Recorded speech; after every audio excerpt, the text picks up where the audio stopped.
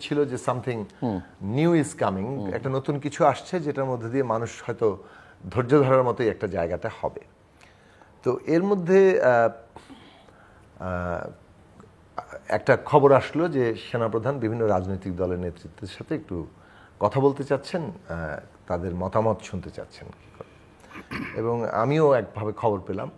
তো আমি যখন সব খবর পেয়ে পৌঁছাতে মানে আমি বুঝি নাই, মানে আপনি কি খবর পেয়ে গেলেন না আপনাকে ইনভাইট করা হলো? আমাকে ইনভাইট করা হলো, টেলিফোন করে তারা জানিয়েছেন। এরকম তারা বেশ কয়েকজন রাজনৈতিক নেতৃত্বকে জানিয়েছেন যে তাদের সঙ্গে বসতে চান। এবং আমাকে জানানো হলো ইতিমধ্যে বিএনপি যিনি কটার সময় ফখরুল ইসলাম আলমগীর, আমার সাথে টেলিফোন যোগাযোগটাতে একটু দেরি হয়েছিল। আমাকে তারা আহ্বান জানিয়ে ফোন যখন করেছেন সম্ভবত এটা একটা পরে, কিন্তু আমি ফোনটা পেতে প্রায় দুটোর জায়গায় এসেছি। এবং তারপরে আবার যেহেতু আমাদের গণতন্ত্র মঞ্চ আমি করি, আমাদের দল এবং আমাদের মঞ্চের নেতৃবৃন্দের সাথে আলোচনা করতে হয়েছে যে সেখানে আমি যাবো কিনা, কারণ এটা তো আমার একটা মিনিমাম একটা জায়গায় এই কনসেন্টটা আমাদের প্রয়োজন ছিল। এবং তারপরে আমি যখন যাওয়ার সিদ্ধান্ত নিলাম, সেটা পৌঁছাতে আমি মনে করি প্রায় 3টা বেজে গেছে। একটা যেটা হয়েছে যে আসলে যে ধরনের কমিউনিকেশন সমস্যা ছিল, সে কারণে নেতৃবৃন্দ পৌঁছানো, তাদের সাথে আলোচনাটা করা, ওনারা হয়তো সবাইকে খুঁজে পাচ্ছিলেন না, আসলে ওনার বক্তৃতা পিছাচ্ছিল ওই কারণে সবাইকে খুঁজে পাওয়া ইত্যাদি, সেই সময়টার পরিস্থিতি যা ছিল এইসব বিষয়টা ঘটেছে। আমরা যেটা মনে করেছি যে এইরকম একটা যে পরিস্থিতি, মানে ইতিমধ্যে প্রায় খবর চলে এসছে যে সরকার পদত্যাগ করেছেন সরকার প্রধান, এবং তিনি দেশত্যাগও করেছেন। প্রথম আলোতে তখন অলরেডি নিউজটা চলে এসছে যখন প্রায় 3টার দিকে। তো সেই রকম একটা পরিস্থিতিতে আমাদের কাছে মনে হয়েছে যে এই কথাটা পরিষ্কার করে বলা দরকার যে বাংলাদেশে এই মুহূর্তে করণীয়টা কি। কারণ ছাত্ররা যে ঐতিহাসিক একটা গণ অভ্যুত্থানের সৃষ্টি করেছে, যেখানে বাংলাদেশের এই ছাত্রদের অভিভাবকরা, জনগণের বিভিন্ন অংশ, রাজনৈতিক দল সকলেই কিন্তু এটাতে যুক্ত হয়ে পড়েছিল। ফলে এইটা বাংলাদেশের ইতিহাসে যেভাবে একটা ঘটেছে, এবং শিক্ষার্থীদের এখানে যে নেতৃত্বমূলক ভূমিকা, তারা যেভাবে পুরো জাতির আবেগকে ধারণ করেছেন, নিজেদের আবেগকে বন্ধিত হয়েছে, এইটা তাদের যে আকাঙ্ক্ষা, সেই আকাঙ্ক্ষাটা যাতে তাদের আকাঙ্ক্ষার ভিত্তিতেই পরবর্তী রাজনৈতিক পদক্ষেপগুলো আসে, সে কারণে ছাত্রদেরকে এঙ্গেজ করে তাদের সাথে কথা বলেই পরবর্তী রাজনৈতিক পদক্ষেপের প্রশ্নে আমরা মনে করেছি, এবং আমাদের মঞ্চের পক্ষ থেকে এই কথাটি বলা হয়েছে যে এইটাই আমাদের স্ট্যান্ড পয়েন্ট, এটা আমরা তাদেরকে বলবো। তা আমরা মনে করেছি যে এই কথাটা কিন্তু তাদেরকে বলা দরকার, কারণ যদি এরকম কিছু ঘটে যে আচ্ছা ছাত্রদের মানে অন্য কিছু ঘটতে পারত, সুতরাং সেটা যাতে না ঘটে অন্ততপক্ষে আমাদের মতামতটা আমরা দেওয়া প্রয়োজন। আমি আছি আপনার কাছে, আপনি শেষ করুন। যেটা হলো যে তারা সেখানে গিয়েছেন, আমি বাইরে থেকে যেটা দেখেছি, আমি তো ভিতরে যাইনি, আমাকে কেউ টেলিফোন করেও নি, আমি ভিতরে ঘটনা জানি না, কিন্তু আমি বিভিন্ন অ্যাঙ্গেল থেকে নিজে ফোন করে ক্যান্টনমেন্টে কি হচ্ছে, গণভবনে কি হচ্ছে, প্লেন কখন, হেলিকপ্টার কখন উঠছে, ভিতরের টোটালগুলো জিনিসগুলো আমি আমার ব্যক্তিগত জানছিলাম। এবং 10 মিনিট পর কী ঘটছে সেখানে, সেই জিনিসগুলো আমি এখন কিছু পত্রপত্রিকা আসছে, বাট আমি যেগুলো তখন জানছিলাম, তো জানতে আমি দেখলাম যে আমি কথা বলছিলাম আমার ফোনে, ইন্টারনেট বন্ধ, আমি হোয়াটসঅ্যাপ ইউজ করতে পারছিলাম না 12টা থেকে। হঠাৎ করে দেখি যেই ফোনটাতে আমি কথা বলছি সেই ফোনটাও ব্লক করে দেওয়া হলো, আমার ফোন থেকে কল যাচ্ছিল না। It's very surprising. ঠিক 12টা 30 মিনিট আমার ফোনটা লক হয়ে যায়, যে ফোনটাতে আমি আর কল দিতে পারছিলাম না। আমি কথাগুলো জানছিলাম, বলছিলাম, সমস্যা কিছু। তখন আমি বুঝলাম যে সামথিং হচ্ছে। তখন আমি আরেকটা নম্বর থেকে আমি যে কাজটি করলাম, এটা একটা ঐতিহাসিক কাজ, একেবারে ঐতিহাসিক কাজ। সেটা আমি মেজর আক্তারকে একটা টেলিফোন করলাম। আমি জানি যে মেজর আক্তারের টেলিফোন ট্র্যাক হচ্ছে, তো মেজর আক্তারের টেলিফোনে আমি বললাম যে দেখুন, যে সেনা প্রধান 2টার সময় ভাষণ দেবেন, তো তার এই ভাষণটা কোনো ইফেক্ট সৃষ্টি করবে না। কেন করবে না? প্রথমত ইন্টারনেট বন্ধ, আর যাদের জন্য তিনি ভাষণ দেবেন তারা অলমোস্ট 99% রাজপথে এখন, এবং তাদের সবার হাতে মোবাইল, এবং তারা জানবে না। বাসাতে যে টেলিভিশন চলে, এখন আর মানুষ টেলিভিশন দেখেও না, টেলিভিশনের কথা অনেকে বিশ্বাস করে না, এবং এখানে ধনী যারা আছে প্রভাবশালী, তাদের বেশিরভাগ বাসা ইন্টারনেট টেলিভিশন চলে। তো ইন্টারনেটে তারা সেই জিনিসগুলো চলতে পারবে না। আমি চাচ্ছি যে এই কথাগুলো জায়গা মতো রেকর্ড হোক এবং জায়গা মতো চলে যাক। তো এখন উনি যদি সত্যিকার অর্থে ওনার মেসেজটা আন্দোলনকারীদের কাছে পৌঁছাতে চায় এবং তাদেরকে বাগে আনতে চায়। এই মুহূর্তে এই বোকামি তারা কেন করছে, কেন সে এই ইন্টারনেটটা চালু করছে না। তো এই কথা বললাম, বলার জাস্ট উইদিন 10 to 15 মিনিটস দেখি ফেসবুক চালু, ইন্টারনেট চালু এবং সঙ্গে সঙ্গে, এবং মেজর আক্তার, আমি অনলাইন নেটে বলতেছি, উইদিন 15 মিনিটস। এবং আমি 1টার সময় আমার ভিডিওটা আপলোড করি, তখনও হেলিকপ্টার উড়ে নাই, তখনও প্রধানমন্ত্রী শেখ হাসিনা বাংলাদেশ ছেড়ে যাননি। কিন্তু আমি আমার ভিডিও চ্যানেলে আপলোড করি সরকারের পদত্যাগ, জাস্ট দুপুর 1টার সময়, যে সরকারের পদত্যাগ। যাই হোক, এখন এই জিনিসগুলো আমি আমার মতো করে যেভাবে দেখেছি, যতটুকু আমার জায়গায় বসে আন্দোলনটাকে সফল করার জন্য, ছাত্রদেরকে সাহায্য করার জন্য, তারপরে সেনাপ্রধান যে কাজগুলো করতে চাচ্ছেন তাদেরকে সেই কাজে সহযোগিতা করার জন্য আমার কারো দ্বারা আদিষ্ট না হয়ে, কারো দ্বারা পরামর্শ না পেয়ে, নিজের বোধ বুদ্ধি অনুযায়ী বাংলাদেশের জন্য যতটুকু কল্যাণ আমি করার চেষ্টা করেছি। এটা হলো 5 তারিখ পর্যন্ত। তো 5 তারিখের রাতে আমি অফিস থেকে বের হলাম রাত্রি 10টার সময়, এবং I have find a beautiful city. আমার অফিস থেকে বের হওয়ার সাথে সাথে হাজার হাজার লোক ওখানে যাচ্ছিল, কারো হাতে গণভবনের একটা কলা, কার হাতে মূলা, এবং সে এই সবাই আমাকে মাথায় করে নাচবে, কেউ মূলা নিয়ে ছবি তুলবে, কোটি নিয়ে ছবি তুলবে। পরে ছাত্ররা ছিল, তারা দেখলো যে আমি আসলে এই বেশি প্রেশারে আমার সমস্যা হয়ে যাবে, তারা একটা রিক্সা দেখে কোনো মতো আমাকে তুলে দিয়ে ওখান থেকে আমি বাসায় গেলাম। তো কিন্তু সারা রাত এত আনন্দ, এত বিজয়, কিন্তু আমি ঘুমাতে পারলাম না বিকজ অনেকদিন যাবত তো এই রাজনীতির বিশ্লেষক হিসেবে আপনার এই টেলিভিশন থেকে শুরু করে অন্য টেলিভিশনে কথা বলতে গিয়ে আমাকে অনেক কিছু লেখাপড়া করতে হয়। রাজনীতি এটা যোগ বিয়োগের বিষয়, এবং ইতিহাস ঘুরে ফিরে একইভাবে আসে।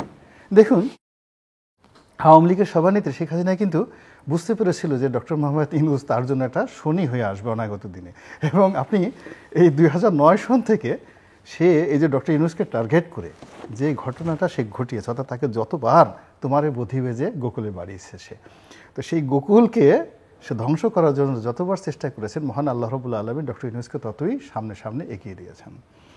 এবং এই যে ডক্টর ইউনূস বনাম শেখ হাসিনার মধ্যে যে রসায়নটা ঘটলো এই সময়টাতে, একই রসায়ন শ্রীকৃষ্ণের জীবনে ঘটেছে, একই রসায়ন সাইরাস দ্য গ্রেটের জীবনে ঘটেছে, একই রসায়ন আলেকজান্ডার দ্য গ্রেটের জীবনে ঘটেছে। অর্থাৎ তারা পৃথিবীতে আসার আগে যা কিছু করবেন সব কিছুই কিন্তু আগে এই জ্যোতিষীরা বলে গেছে, অঙ্ক করে করে এরকম একটা লোক পৃথিবীতে আসবে। তো সেই দিক থেকে আপনি যদি একটু চিন্তা করেন যে এখন আজকের এই জমানাতে যা কিছু হচ্ছে, আজকের দিনটা হচ্ছে, একটু গভীরভাবে চিন্তা করলে বুঝতে পারবেন যে এই জিনিসটা কি হচ্ছে, কি হবে, এটা একেবারে গুনে গুনে আগামী 3 মাসে কি হবে আপনি মোটামুটি বলতে পারবেন। বোঝার চেষ্টা করুন। আপনি কি পরের 3 মাসে বলবেন, না আমি যেখানে প্রশ্ন রেখেছিলাম যে আজকে পর্যন্ত যেখানে এসে দাঁড়িয়েছে কিভাবে আসলাম, কিছুটা আপনি বর্ণনা করেছেন। আজকে পর্যন্ত কিভাবে আসলাম, পরের 3 মাসে আমরা একটু পরে যাই। আজকে পর্যন্ত যে আসলাম, এই আসার পেছনে কারো কোনো ডিজায়ার স্পেসিফিক্যালি ছিল না, কারো কোনো দৌড় ছিল না। মনে হয়েছে যে প্রকৃতি টেনে টেনে টেনে টেনে এক একজনকে একটা জায়গায় বসে দিয়েছে, যেমন আজকে তার উপর প্রভুত্ব করবে না। শাসন কথাটাই তো অনেকটা কলোনিয়াল একটা ব্যাপার, যে আপনি আমাকে শাসন করবেন। আসলে আপনি নিচ্ছেন রাষ্ট্র পরিচালনার দায়িত্ব। ফলে এই যে রাষ্ট্র পরিচালনা যিনি করবেন, জনগণের ভোটে নির্বাচিত হয়ে, সে জনগণের উপর প্রভুত্ব করবে না, বরং জনগণের কাছে জবাবদিহিতা করবে। কিন্তু পুরো বাংলাদেশ প্রায় উল্টো যাত্রায় শুরু হয়েছে, কারণ সাংবিধানিকভাবে এমন একটা ক্ষমতা কাঠামো তৈরি হয়েছে যে ক্ষমতা কাঠামোটা স্বৈরাচারী, এবং ওইটাকে ব্যবহার করে ধীরে ধীরে পুরো রাষ্ট্রটাকে একটা ফ্যাসিস্ট রাষ্ট্রে পরিণত করার নানান চেষ্টা চলেছে। এবং সর্বশেষ গত 15 বছর ধরে শেখ হাসিনার নেতৃত্বে আওয়ামী লীগ এইটাকে ফ্যাসিস্ট রাষ্ট্রে পরিণত করতে সক্ষম হয়েছেন। এবং এই যে একটা ফ্যাসিস্ট রাষ্ট্র এবং তার আধুনিক কর্তৃত্ববাদী অ্যাপ্লিকেশন, নির্বাচনী কর্তৃত্ববাদ, যে আপনার সামনে একটা নির্বাচন মডেল সে দাঁড় করিয়ে রাখবে, মনে হবে যেন নির্বাচন হচ্ছে, কিন্তু আসলে ওখানে মানুষ কোনো ভোট দিতে পারবে না। এই মডেলটা উনি এই নতুন ফ্যাসিবাদে যুক্ত করেছিলেন। সে কারণে আমরা এটাকে বলেছি ফ্যাসিবাদী, কর্তৃত্ববাদী, স্বৈরাচারী শাসন। সবগুলো এটা একটা হাইব্রিড জায়গা তৈরি হয়েছে, এমনকি মাফিয়াদের কন্ট্রোলও বেড়েছে। এই ধরনের শাসন জনগণকে সবসময় দাবিয়ে রেখেছে। জনগণ তার কথাটা বলতে পারতো না, জনগণের কোনো আলাদা স্পেস ছিল না। রাজনৈতিক দল কিংবা নানান ধরনের কাঠামোর অধীনেই জনগণকে সবসময় থাকতে হয়েছে। কিন্তু জনগণের যে একটা ভাষা আছে, তার যে একটা চাওয়া আছে, আজকে অভ্যুত্থান এটাকে অবারিত করে দিয়েছে। আমাদের শিক্ষার্থীরা এই একটা অসাধারণ কাজ করেছেন যে তারা এমনভাবে এই আন্দোলনে যুক্ত হয়েছেন, এমনভাবে শিক্ষার্থীদেরকে, ছাত্র এই সর্বনামে সবাই একত্রিত হয়ে গেছেন। এটা এমন না যে কোনো একটি বিশেষ নেতৃত্ব, একটা গ্রুপ সারা দেশের কোটি কোটি ছাত্রদেরকে দীর্ঘদিন ধরে উদ্দীপ্ত করতে করতে এই সংগ্রাম এনেছে। এটা হচ্ছে যে ছাত্রদের আন্দোলন। কে সমন্বয়ক এটা পরে হয়তো ঠিকঠাক মতো সবাই চিনছে, কিন্তু ছাত্রদের আন্দোলন, প্রতিটি ছাত্র মনে করছে এটা আমার আন্দোলন, এই আবেগীয় জায়গা। এবং আমি এখানে প্রথম কথা বলবো যে আবু সাঈদ সমস্ত ভয় ভেঙে দিয়েছে। 15 বছর ধরে এই শাসন কিংবা এর আগের শাসনগুলো আমাদেরকে যে ভয় দেখাতো, সেই ভয় দেখাতে দেখাতে আমরা যে সবাই কুঁকড়ে গিয়েছিলাম, কোন কথা কোন ফোনে বলবো, কার সাথে কি বলবো, কোন জায়গায় কোন বিষয়ে বলবো, এই যে সবসময় আমরা নিজেদের সেন্সর করছি, এই ভয় এইটা সরকার তৈরি করেছিল। আপনি যদি ঘর থেকে রাতের আধারে একজনকে তুলে নিয়ে যান, গুম করে ফেলেন, সর্বত্র ভয় ছড়িয়ে পড়ে। আপনি যখন মানে কি বলে যে ফেসবুকে একটা স্ট্যাটাস দেওয়ার কারণে রাত 2টোর সময় একটা 10 বছরের কি বলে ক্লাস 10-এ পড়া ছাত্রকে ধরে নিয়ে আসেন, সবাই ভাবতে থাকে যে এটা আসলে করা যাবে না। এই যে ভয়ের রাজত্ব তৈরি করেছে, আমরা 18 সালের নির্বাচনে আগে বলেছি, 14 সালে বলেছি, তারপরে বহুবার এটা বলেছি যে ভয়ের রাজত্ব কায়েম হচ্ছে, ভয় কাটানো দরকার। এবং ভয় কাটে কিভাবে জানেন? মানে ভয়কে অকার্যকর করে দেওয়া সম্ভব যখন মানুষ আর ভয় পায় না, এই ভয় জিনিসটা তখন আর কাজ করে না। এই কাজটি করেছে আবু সাঈদ। নিজেকে একেবারে 2 হাত ছটান বুক টান টান করে রাইফেলের সামনে দাঁড়িয়ে সে এমন একটা অগ্নি স্ফুলিঙ্গ ছড়িয়ে দিয়েছে যে স্লোগানটা ছাত্ররা দিয়েছে, লেগেছে রে লেগেছে, রক্তে আগুন লেগেছে। সত্যি সত্যি সে পুরো ছাত্র সমাজের রক্তে আগুন লাগিয়ে দিয়েছে। কত ছেলে মেয়ে যে এইভাবে টান করে, এই হেলিকপ্টার থেকে গুলি করা হচ্ছে নির্বিচারে, এত আধুনিক মারণাস্ত্র নিয়ে পুলিশকে যেগুলো দেওয়া হয়েছে, গুলি করা হচ্ছে, এত বড় বড় জাম তাদের সামনে, মুহুর্মুহু sound grenade, tear gas, rubber bullet এবং লেথাল বুলেট, যেগুলো দিয়ে একেবারে সরাসরি মৃত্যুবরণ করছে। শিশুরা পর্যন্ত বাবার কোলে বারান্দায় মারা যাচ্ছে। এই অবস্থার মধ্যে সবাই যে টান করে দিচ্ছে, ছোট ছোট ছেলেমেয়েরা, বহু বন্ধু বান্ধব থেকে শুনছি তাদের ছেলেমেয়েরা এখন নিজেদেরকে সবাই আবু সাঈদ বলে। এই জাগরণটা সবার ভয় ভেঙে দিয়েছে। এইটা আপনি যখন মিছিলে করেন, 1000 লোকের মধ্যে গুলি করেন, তখন আসলে আর মানুষ যে কাজটা হয় সেটা হচ্ছে ভয়টা ভেঙে যায়। এই জায়গাতে এসছে যে সেটার কতগুলো রিফ্লেকশন আপনি দেখেন যে তাহলে জনগণ কোন ভাষাটা আনলো। আমরা কিন্তু 15 বছর ধরে এটার বিরুদ্ধে সংগ্রাম করেছি, কিন্তু জনগণের যে একটা বৃহত্তর ঐক্যের কথা আমরা বলেছি, সেই বৃহত্তর ঐক্য কাজটা করেছে ছাত্ররা। সেই বৃহত্তর ঐক্যটা যখন ঘটে গেছে, এই সরকারের আর কোনো সামর্থ্য ছিল না তাকে দাবিয়ে রাখার। এটা আমি গুরুত্বপূর্ণ অর্জনের জায়গা বলি। এবং জনগণের ভাষাটা এর মধ্যে দিয়ে যেটা প্রকাশিত হয়েছে সেইটা অত্যন্ত গুরুত্বপূর্ণ। আপনি দেখুন সবচেয়ে জনপ্রিয় স্লোগান কি? বৈষম্যহীন। সর্বত্র এখন একটা বৈষম্যহীন কথাটা এসছে। এবং এই যে বৈষম্যহীন, এটা বহু দিক থেকে, আমি অর্থনৈতিক দিক থেকে যে বিরাট বৈষম্য তৈরি হচ্ছে, একদল লাখো কোটিপতি হচ্ছে, আরেকদল দিনের রাতের বেলা না আধা পেটা খেয়ে ঘুমাতে যেতে হচ্ছে, এই যে বিরাট বৈষম্যহীনতা। কিন্তু কেবল এইটুকুও নয়, যেভাবে ধরেন এই বিগত সরকার মানুষের মধ্যে একটা বিভাজন তৈরি করে ফেলেছিল, যারা আওয়ামী লীগ করে কেবল তারাই মুক্তিযুদ্ধের পক্ষে, বাকি সবাই রাজাকার, পাকিস্তানি, মুক্তিযুদ্ধের বিপক্ষের শক্তি, সন্ত্রাস করে, এই এবং তাদের কোনো চাকরি হবে না, তারা কোনো জায়গায় ঢুকতে পারবে না, তাদের নানানভাবে পদে পদে বাধা। এই যে বিভাজন, যে আমি যদি এই সরকারের সাথে না থাকি, আমি যদি বিসিএসে যে ওখানে ওদের বাধা ধরা প্রশ্ন সেগুলো উত্তর দিতে না পারি, কোনোভাবে যদি আমার ঠিকুজিতে একবার বিরোধী দলের কোনো রকম লিঙ্ক পাওয়া যায়, আমি শেষ। এই বৈষম্য সরকার যেটা চালিয়েছে, তার বিরুদ্ধে এই শব্দটা আজকে সারা বাংলাদেশের জায়গায় এসেছে। ফলে আমরা এটা মনে করি 1971 সালে সুযোগের সমতার যে প্রতিশ্রুতি হয়েছিল, এই আন্দোলন তারই সেই চেতনাকে সত্যিকার অর্থে প্রতিষ্ঠা করছে, যেটা আওয়ামী লীগ বরং তার উল্টোটাকে মুক্তিযুদ্ধের চেতনা বলে চালিয়ে দিয়ে নিজেদের মৌরুষি পাট্টা, জমিদারিটা কায়েম করেছিল। আপনি আরেকটা স্লোগান দেখেন, এসছে স্বাধীনতা। এখন সবাই বলছে আমরা স্বাধীন হয়েছি, দ্বিতীয়বার স্বাধীনতা হয়েছে। কিসের ভিত্তিতে? পরিষ্কার করে বাংলাদেশ মনে হচ্ছিল চলছিল আমাদের দেশের কথায় নয়, কোনো একটা বিশেষ দেশের অথবা কোনো দেশের তাদের যে ভূ রাজনৈতিক স্বার্থ, তাদের যে আধিপত্য, সেইটা বজায় রাখার জন্য বাংলাদেশে একটা বিশেষ দলকে ক্ষমতায় থাকতে হবে, এই দেশের জনগণের অধিকার সমস্ত হরণ করে নেবে, ভোটাধিকার পর্যন্ত থাকবে না, মর্যাদা থাকবে না।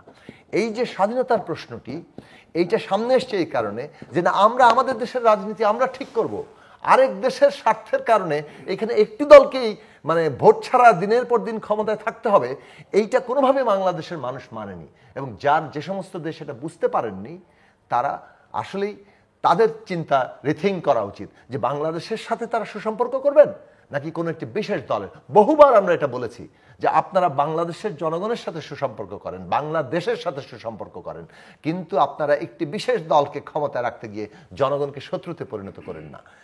এই স্বাধীনতার বিষয়টি আবার সামনে এসছে। ৭১ সালে আমরা যে একটা রাষ্ট্র প্রতিষ্ঠা করেছিলাম, সেইটা স্বাধীনতা দেওয়া। আরেকটা বড় প্রশ্ন হচ্ছে ভুয়া ভুয়া, এটা সবচেয়ে জনপ্রিয় স্লোগানের মধ্যে একটি। এবং তার মানে হচ্ছে যে জনগণ বলতে চায় যে কাজটা ভুল, অন্যায়, যে কাজটা মানুষের বিরুদ্ধে যাচ্ছে, সেটাকে এখন জনগণ ভুয়া ভুয়া বলছে। প্রত্যেকটি রাজনৈতিক দল ভবিষ্যতে যারাই ক্ষমতায় যাবেন, কিংবা এখনো মানে ক্ষমতা কর্তৃপক্ষ যাই করবেন, এটা বুঝতে হবে যে জনগণ তাদেরকে দেখছেন এবং ভুয়া ভুয়া স্লোগান দিচ্ছেন। এবার আর মানুষ এর মধ্যে দিয়ে আরও কি চাচ্ছে লক্ষ্য করে দেখুন। রাজনীতি থেকে এটা বিচ্ছিন্ন থাকেনি গত 15 বছর ধরে, বিশেষত 14 সালের পর থেকে। এটা আমরা আগেও বলেছি, কিন্তু 14 সালের পরে এই কথাটা একেবারে এটাই একমাত্র জায়গায় দাঁড়িয়ে গিয়েছিল যে বাংলাদেশ রাষ্ট্রটা যেভাবে একটা ফ্যাসিস্ট কর্তৃত্ববাদী রাষ্ট্রে পরিণত করা হয়েছে, একটা ফ্যাসিস্ট বন্দোবস্তে নিয়ে যাওয়া হয়েছে। এই চুক্তিতে, এই বন্দোবস্তে আর এটা ইনক্লুসিভ কোনো রাষ্ট্র হতে পারছে না। এই রাষ্ট্র জনগণের মুখোমুখি হয়ে যাচ্ছে। জনগণকে ঐক্যবদ্ধ করা যার কাজ, সে জনগণকে পুরোপুরি উল্টো শত্রুতে পরিণত করে তার মুখোমুখি হয়ে যাচ্ছে। এটা তো সার্বভৌমত্ব রাখতে পারবে না। সেই জায়গায় আমরা বলেছিলাম যে নতুন একটা রাজনৈতিক বন্দোবস্ত লাগবে, যেটা গণতান্ত্রিক বন্দোবস্ত। তার অধীনে আমাদের রাষ্ট্র সংবিধানের সংস্কার করে রাষ্ট্রটাকে গণতান্ত্রিক করতে হবে। আজকে ছাত্ররা, শিক্ষার্থীরা, সারা দেশের মানুষ এই স্লোগানের প্রতিধ্বনি করছেন। তার মানে হচ্ছে এই বিগত রাজনীতির যে মানুষের আমার সমস্ত সংগ্রাম, সেইটার চেতনা, সেটার লক্ষ্যটা কিন্তু ছাত্র সমাজ, শিক্ষার্থীরা অনুভব করেছেন। এবং তারা এই জনগণকে যে ঐক্যবদ্ধ করেছেন, এই ঐক্যের শক্তিটাকে আজকে ওই লক্ষ্যের দিকে পরিচালিত করতে যাচ্ছেন। বাংলাদেশের জন্য আমি মনে করি এর চাইতে বড় ইতিবাচক ঐতিহাসিক মুহূর্ত আর কিছু হতে পারে না। সেই দিক থেকে এটাকে যদি আমরা ঠিক মতো নিয়ে যেতে পারি, রাজনৈতিক দল, সমস্ত শ্রেণী পেশার মানুষ, এবং বিশেষভাবে আমাদের এই তারুণ্য, এই শিক্ষার্থীরা যারা আন্দোলনের নেতৃত্ব দিচ্ছেন, আন্দোলনের পরেও এখন বিনা বলে যে পারিশ্রমিকে ঘরের খেয়ে বনের মোষ তাড়িয়ে রাস্তা শৃঙ্খলা ঠিক করছেন, কি বলে পরিষ্কার পরিচ্ছন্নতা করছেন, এই সমস্ত কিছু মানে আমাদের সামনে হাজির করে যে যদি সুযোগ পায় তাহলে এই ছাত্ররা এই রাষ্ট্রটাকে কত ভালোভাবে গড়ে তোলার জন্য এক অসাধারণ প্রাণশক্তি ধারণ করে।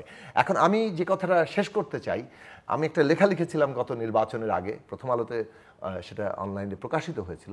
সেটা হচ্ছে যে এই তরুণ ভোটার, মত প্রকাশের স্বাধীনতা এবং রাষ্ট্রের গতিমুখ।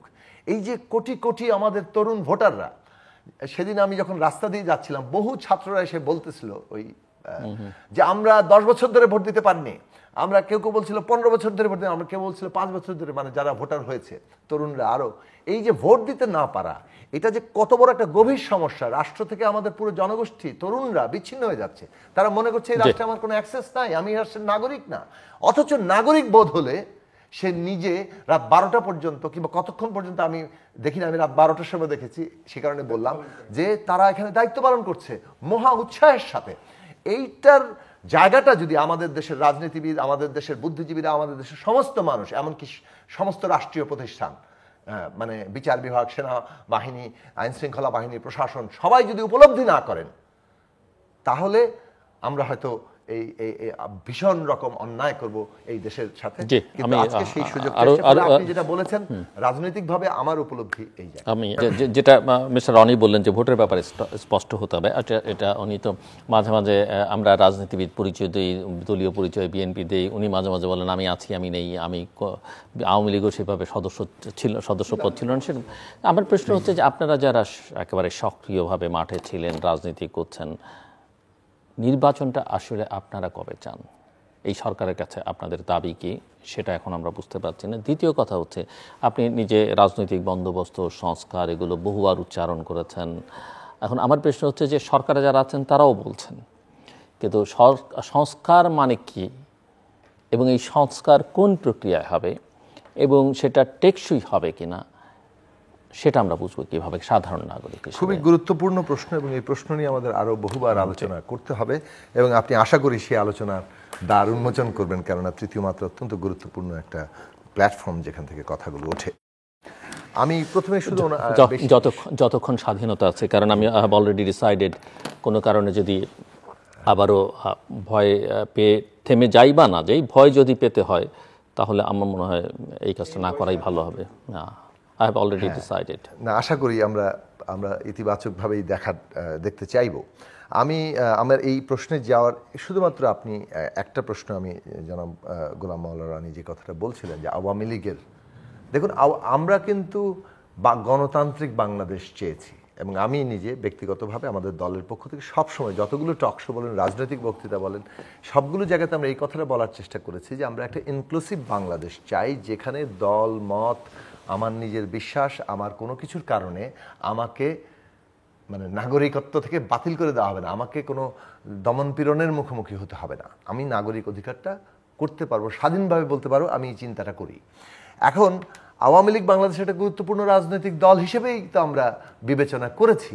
71 সালে যে দলটি নেতৃত্ব দিয়েছিল, কিন্তু শেখ হাসিনার নেতৃত্বে এসে বিশেষত তার দ্বিতীয় মেয়াদে যখন উনি একটানায় 15 বছর থাকলেন, তাকে কথা কতবার বলা হয়েছে যে এইভাবে ভোট ছাড়া ক্ষমতায় না থেকে আপনি বরং একটা ডিগনিফাইড লেগাসি তৈরি করেন, একটা সম্মানজনক উত্তরাধিকার সৃষ্টি করেন, আসেন। বিশেষত 7ই জানুয়ারির আগে আপনি টকশোগুলো দেখেন, আমার রাজনৈতিক বক্তৃতা বলেন, বহুবার এই শব্দ বলেছি যে আপনার জন্য ডিগনিফাইড লেগাসি হবে, আপনি এই 15 বছর থেকেছেন, এখন আসেন এই যে রাষ্ট্র সংস্কারের ব্যাপারে যে রাজনৈতিক দলগুলো 31 দফা দিয়েছে, আপনার দফাটা কি? উনারা 31 দফা ছুঁড়ে ফেলে দিয়ে বললেন এইভাবেই ক্ষমতা চলবে এবং এইভাবেই দমন পীড়ন করে উনি থাকবেন, যেটা আমরা দেখেছি যে উনি শেষ পর্যন্ত কিন্তু আইন শৃঙ্খলা বাহিনী এমনকি সেনাবাহিনীকেও চাপ প্রয়োগ করছেন জনগণের বিরুদ্ধে গুলি করার জন্য। এই যে মানসিকতা, আমার ধারণা আপনার কথার সূত্রে আমার ধারণা ওনার পতনটা এত করুণ পরিণতির একটা বড় কারণ শেষ মুহূর্তে ওনার অ্যারোগ্যান্স। উনি যেভাবে রাজাকার বললেন, এখন প্রশ্ন হচ্ছে আজকে যদি এই প্রশ্ন কেউ তোলে যে উনি রাজাকার তো মেন করতে চাননি, কিন্তু দেখুন মুক্তিযোদ্ধাদের সন্তানদের অথবা তার পরবর্তী প্রজন্মের কোটা নিয়ে আলোচনা হচ্ছে কিংবা ওটার সমালোচনা হচ্ছে, তার কনটেক্সটে আপনি যখন বলেন মুক্তিযোদ্ধার নাতিপুতিকে দিব নাকি রাজাকারের নাতিপুতি দিব, তাহলে এইটা কিন্তু বাকি যারা আন্দোলনকারী সব মানুষ, অর্থাৎ যারা মুক্তিযোদ্ধা নন, বাকি সবাই কিন্তু মোটামুটি রাজাকারের সিগন্যালের মধ্যে পড়ে। এইটা যে প্রকারান্তরে আপনি রাজাকারী বললেন, এটার ব্যাকগ্রাউন্ড আছে। আওয়ামী লীগের নেতা মতিয়া চৌধুরী তিনি কিভাবে সংসদে দাঁড়িয়ে বলেছিলেন প্রত্যেকটি নেতা এইভাবে এটা স্বাধীনতা বিরোধীদের আন্দোলন, এটা রাজাকারদের আন্দোলন, এটা জামাত শিবিরের আন্দোলন, এইভাবে ট্যাগিং করে তারা এটাকে করেছেন। ফলে এটার অর্থ তো মানুষ এভাবে নিবেই, এবং তারা রিডিকিউল করেছে তুমি কে আমি কে, রাজাকার রাজাকার, কে বলেছে সরকার সরকার। আপনি স্লোগানের অর্ধেক বাদ দিয়ে বললেন যে নির্লজ্জভাবে তারা নিজেদেরকে রাজাকার বলছে। এই যে আওয়ামী লীগের পুরো জায়গাটা, তারপরে নিজেরা ক্ষমা অথবা ব্যাখ্যা না দিয়ে প্রধানমন্ত্রীর অফিস থেকে ছাত্রলীগকে লেলিয়ে দিলেন, এরপরে পুলিশ দিয়ে গুলি করিয়ে দিলেন। পতন তো অনিবার্য হয়ে গেছে 16 তারিখে 15 তারিখে, যখন আপনি ছাত্রলীগকে দিয়ে হামলা করিয়ে ঢাকা মেডিকেল কলেজে যখন 300 ছাত্র প্রায় ভর্তি হতে গিয়েছে, এক একজন আহত হয়ে, সেই মেডিকেল কলেজে ঢুকে আপনি ছাত্রদেরকে মানে এমার্জেন্সি থেকে আহত ছাত্রদের উপরে হামলা করছে, এইরকম নারকীয়তা আসলে বাংলাদেশের মানুষ আর নেওয়ার কোনো জায়গা ছিল না। ফলে ওই জায়গাটা নিশ্চিত হয়ে গেছিল।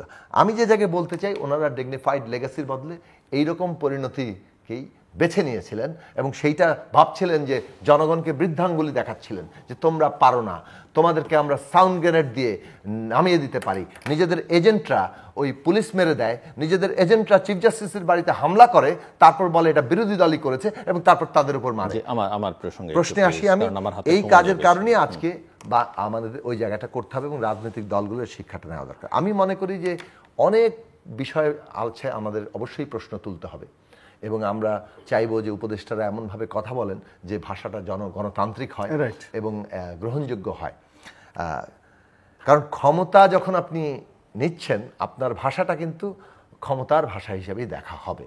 ফলে আপনি হয়তো একটা পজিটিভ জায়গা থেকে কথা বলছেন, গণ অভ্যুত্থানের উপর দাঁড়িয়ে সরকার নিশ্চয়ই ইতিবাচক উদ্দেশ্যেই বলছেন, কিন্তু সেটা কিন্তু একই সাথে মানুষের সামনে কর্তৃপক্ষের ভাষা হিসেবেই আসবে। ফলে ওই জায়গাটা বিনয়ের সাথে আমি বলবো তাদেরকে, তারা যাতে খেয়াল স্মরণ রাখেন। কিন্তু আমি মনে করি যে এই মুহূর্তে বাংলাদেশে দাঁড়িয়ে আমাদের এই সরকারের সামনে কতগুলো এজেন্ডা আমাদের দিক থেকে বারবার করে বলা দরকার। প্রথম কথা হচ্ছে, যেভাবে ফ্যাসিস্ট শাসন এই পুরো রাষ্ট্র ব্যবস্থাটাকে পকেটে ভরেছিল, তার পতনের সাথে সাথে এটার যে একটা অকার্যকর অবস্থা হিসেবে আমরা দেখতে পাচ্ছি, দ্রুত এই ব্যবস্থাটা কার্যকর করতে হবে। নানান রকম স্যাবোটাজ হবে, বাধা আসবে, ষড়যন্ত্র হবে যে প্রশাসনকে অকার্যকর করে দাও, ঠিকমতো কাজ করতে দিও না, সরকার যাতে ফেল করে যায়। এইগুলো সতর্ক থেকে দ্রুত কিভাবে পুলিশ ইমিডিয়েট কতগুলো সংস্কার আছে। আমি যেমন বলবো, অবশ্যই পুলিশ যে 11 দফা দাবি তুলেছে তার প্রত্যেকটি, তার মেরিট বেশিরভাগের অত্যন্ত ভীষণ মেরিট আছে এবং সেই দাবিগুলো ন্যায্য। এটা ইমিডিয়েটলি, আজকে যদিও স্বরাষ্ট্র উপদেষ্টা বলেছেন, এবং তিনি ইমিডিয়েটলি সেটা মেনে নিয়ে পুলিশ বাহিনীকে করা দরকার। পুলিশে যারা হামলা হত্যার সাথে যুক্ত তাদেরকে অবশ্যই চিহ্নিত করতে হবে, কিন্তু জনগণের দিক থেকে এই জিনিসটা করা দরকার যে আমাদের দেশে শান্তি শৃঙ্খলা আনতে গেলে পুলিশ বাহিনীকে লাগবে এবং আমাদের ট্রাফিক সিস্টেম লাগবে। ছাত্ররা এখন যে দায়িত্ব পালন করছেন এটা তো তাদের তো লেখাপড়া করতে হবে, তারা তো এটা চিরস্থায়ী বন্দোবস্ত ভাবে করবেন না, হয়তো কিছু সময়ের জন্য করতে পারেন, সপ্তাহে একদিন, এগুলো তাদের কারিকুলামের পার্ট হতে পারে, কিন্তু আপনি এটাকে দিনের পর দিন 24 ঘন্টা তো তাদের হাতে রাখতে পারেন না। ফলে এই জনশৃঙ্খলা ফিরিয়ে আনা, মানুষের জানমালের নিরাপত্তা দেওয়া, সংখ্যালঘু কিংবা নারী প্রত্যেকটি অংশের মানুষ যাতে নিরাপদ বোধ করে, এইটা হচ্ছে 1 নম্বর কাজ। একই সাথে সমান অগ্রাধিকার দিয়ে আমি মনে করি প্রতিটি হত্যার বিচার করতে হবে এবং এই হত্যার যারা হুকুমদাতা। শেষের দিকে চলে এসেছে, সো ফাইনাল রাউন্ড আমি আপনার কাছ থেকে শেষ করে আমি ওনার কাছে যাচ্ছি। আমি আরেকটু সময় দিচ্ছি, 2 মিনিট সময়। একটা বড় কনসার্ন এখন এই মুহূর্তে সেটা হচ্ছে যে ভারতীয় যে ন্যারেটিভস, তাদের যে প্রচারণা বা প্রোপাগান্ডা, মিস ইনফরমেশন, ডিসইনফরমেশন যেটা বলি না কেন, এখানে বাংলাদেশের হিন্দু সম্প্রদায়, আমি হিন্দু, বৌদ্ধ, মুসলিম, খ্রিস্টান এটা বলতে চাই না, সবাই আমরা বাংলাদেশের নাগরিক, কিন্তু এক ধরনের তাদের উস্কে দেয়া, এক ধরনের ইনসিকিউরিটি তাদের মধ্যে আছে। এবং এখানে যে কেবলমাত্র হিন্দুরা বিপদে তা না, যারা আওয়ামী লীগ করেন, ক্ষমতার সঙ্গে ছিলেন, তারা প্রত্যেকেই এখন আতঙ্কের মধ্যে আছেন, সেটা একটা পার্ট। আবার সব দেশেই এই ধরনের সময় হয়তো কোনো কোনো ধর্মীয় গোষ্ঠী বা কোনো কোনো নৃতাত্ত্বিক জনগোষ্ঠীর সংকটের মধ্যে থাকে। কিন্তু আজকে আমরা কয়েকদিন ধরে দেখছি ঢাকায়, চট্টগ্রামে হিন্দু ধর্মাবলম্বীরা বিক্ষোভ করছেন। তারা বিশেষ করে আমি যে ভারতীয় প্রচারণা যেটা, সেটা এই বিষয়টা আসলে কিভাবে ডিল করা উচিত, এটা খুবই সেন্সিটিভ এবং খুবই জরুরি বলে আমি মনে করি। তো আমার বক্তব্য হচ্ছে, দেখুন, জাস্ট 2 মিনিট সময় আপনার হাতে। ধর্মীয় এবং জাতিগতভাবে যারা সংখ্যালঘু অবস্থায় আছে, সংখ্যালঘু কথাটা সমস্যাজনক, কিন্তু আমি প্রকাশের জন্য শুধু বললাম যে এইখানে তাদের যে নিরাপত্তার নিশ্চয়তাটা আমাদেরকে দ্রুত দিতে হবে।